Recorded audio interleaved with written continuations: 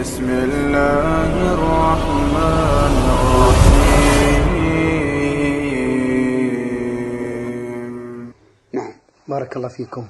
من ليبيا المستمع علي أحمد يقول: جرت العادة على المزاح بين الأصدقاء، ومن ضمن المزاح التلفظ بالكلام البذيء، فهل يعد ذلك حراما؟ نعم، الكلام البذيء الذي فيه القذف أو اللعن أو ما أشبه ذلك حرام، حتى وإن كان على سبيل المزاح، لأن للمسلم حرمة لا يجوز انتهاكها.